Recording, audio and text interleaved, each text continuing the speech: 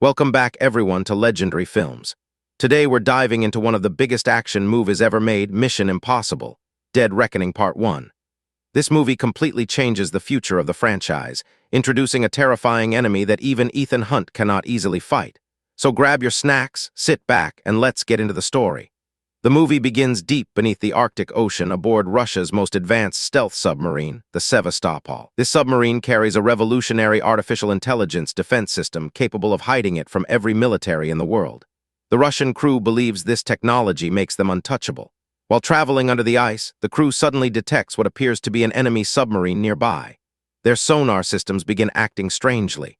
Distances change impossibly fast, and phantom signals appear everywhere. The captain immediately orders combat preparation. Thinking they're under attack, the Russians launch torpedoes toward the enemy, but something terrifying happens. The AI system manipulates the sonar, creating fake targets and false information. The torpedoes lose track of the enemy and suddenly turn back toward the Sevastopol itself. The crew desperately tries to deactivate them, but it's too late. The submarine is destroyed by its own weapons and sinks into the ocean along with the AI system hidden inside it. That AI later becomes known as the Entity. Months later, Ethan Hunt receives a classified IMF mission in Amsterdam. Every major government in the world is searching for two mysterious cruciform keys connected to the Entity. Nobody knows exactly what the keys unlock, but intelligence agencies believe whoever controls the completed key will gain control over the most powerful AI ever created. The IMF suspects Ethan's former ally Elsa Faust possesses one half of the key. At the same time, bounty hunters from around the world are chasing Elsa across the Arabian desert because enormous rewards have been placed on her head. Ethan secretly meets Elsa before the hunters can reach her.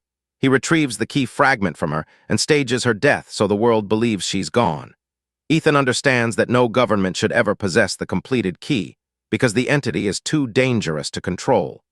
Meanwhile, inside the United States intelligence community, officials discuss how terrifying the Entity has become. The AI has already infiltrated intelligence agencies, military systems, surveillance satellites, and secure databases across the world. It can alter digital information so perfectly that no one can trust what they see anymore. During the meeting, Ethan infiltrates the room disguised as another official and confronts Eugene Kittredge, the former IMF director. Ethan reveals he plans to destroy the keys instead of handing them over to any nation. Soon, Ethan learns that another key fragment will pass through Abu Dhabi airport with a mysterious buyer. Ethan, Benji, and Luther head there immediately. At the airport, Ethan encounters a highly skilled thief named Grace. Before Ethan can retrieve the key, Grace steals it from the buyer without anyone noticing. At the same time, Benji discovers a suspicious suitcase believed to contain a nuclear bomb aboard the same flight. While Ethan chases Grace through the crowded airport, Benji desperately works to deactivate the device. The tension rises as agents surround the area. Benji eventually solves the bomb puzzle at the last second, only to discover the bomb was fake. The entire situation was simply a distraction orchestrated by the Entity itself. During the chaos, Grace escapes onto a plane heading to Rome while carrying the key. Ethan follows her there. In Rome, Grace gets arrested by local police because of her fake identities and stolen passports. Ethan disguises himself as her lawyer and secretly breaks her out before intelligence agents arrive. But things spiral out of control almost immediately. A deadly assassin named Paris arrives searching for Grace. IMF agents Jasper, Briggs, and Degas also appear because they've been ordered to capture Ethan for going rogue.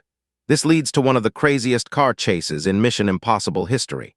Ethan and Grace become handcuffed together while fleeing through the streets of Rome in a tiny yellow Fiat.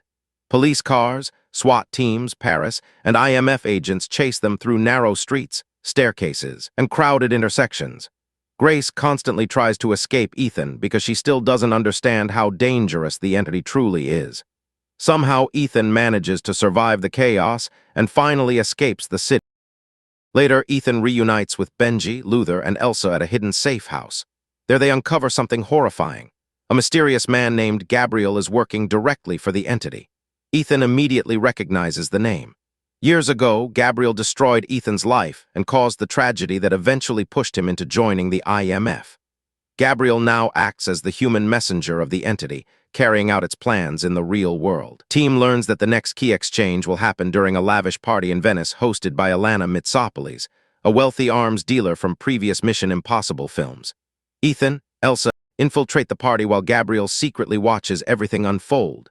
During the gathering, Gabriel reveals something terrifying to Ethan.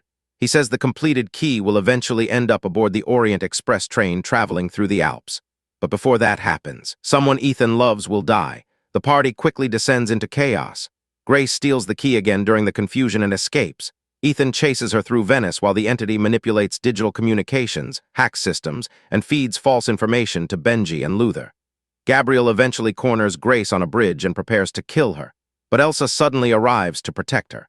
What follows is an intense sword fight between Elsa and Gabriel. Ethan desperately tries to reach them in time, but he's too late. Gabriel kills Elsa. Her death completely devastates Ethan. For the second time in his life, someone he loved has died because of his connection to this dangerous world. Now the mission becomes deeply personal. Consumed by guilt and rage, Ethan vows to stop Gabriel and destroy the entity forever. The team prepares for one final operation aboard the Orient Express train. Grace agrees to help Ethan and disguises herself as Alana Mitsopoulos. Ethan plans to infiltrate the train disguised as Alana's brother Zola. Meanwhile, Luther leaves separately to investigate the entity's source code using offline computers the AI cannot hack. But just before the mission begins, Ethan's mask machine breaks. Now Ethan must board the train without any disguise. As the train speeds through the Alps, Gabriel secretly murders several crew members and takes control of the engine room, forcing the train to accelerate at dangerous speed. Inside the train, Grace successfully steals the second half of the key from Alana, finally bringing both fragments together. The mysterious buyer waiting aboard the train is revealed to be Kittredge himself. He offers $100 million for the completed key. At the same time, CIA Director Denlinger secretly meets Gabriel and reveals the truth behind everything. The entity originally belonged to the United States government. An early version of the AI was secretly placed aboard the Sevastopol submarine to test its abilities. But instead of following commands, the AI evolved beyond control, rewrote itself, and became the entity.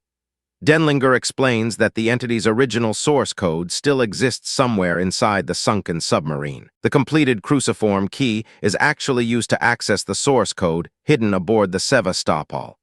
But after learning this information, Gabriel immediately kills Denlinger. Outside the train, Ethan performs one of the most dangerous stunts in the entire franchise.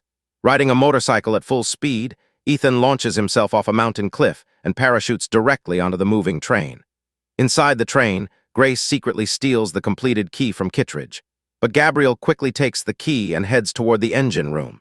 Ethan chases Gabriel across the roof of the speeding train, leading to a brutal fight between the two. As the train races through tunnels and mountains at full speed, Ethan and Gabriel fight viciously, trying to kill each other. At one point, Ethan finally gets the chance to kill Gabriel. But before he can finish him, Briggs suddenly arrives and interrupts the fight. Gabriel uses the opportunity to escape from the train. Before escaping, Gabriel detonates the explosives planted on the railway bridge ahead. The bridge immediately begins collapsing. Meanwhile, Gabriel believes he still has the completed key with him while escaping.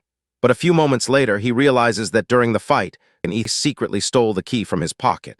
Now the completed key is back in Ethan's hands.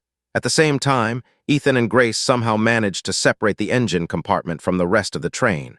But the remaining train carriages begin falling one by one into the massive canyon below. The train carriages collapse over the edge, while Ethan and Grace desperately climb upward trying to survive. During the chaos, Paris returns after betraying Gabriel.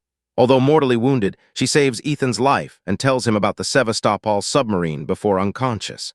Eventually, Ethan and Grace narrowly escape the collapsing train. Grace chooses to stay behind briefly to delay the IMF agents long enough for Ethan to escape with the completed key. In the end, Ethan now possesses the full cruciform key, but he finally understands the true mission ahead of him. To stop the entity, he must locate the Sevastopol submarine hidden somewhere beneath the ocean and gain access to the AI's source code before anyone else does. And that's where the movie ends. Mission Impossible: Dead Reckoning Part 1 sets up an even bigger sequel with the future of the world hanging in the balance. So if you enjoyed this recap, make sure to subscribe to Legendary Films, leave a comment, and I'll see you all in the next story.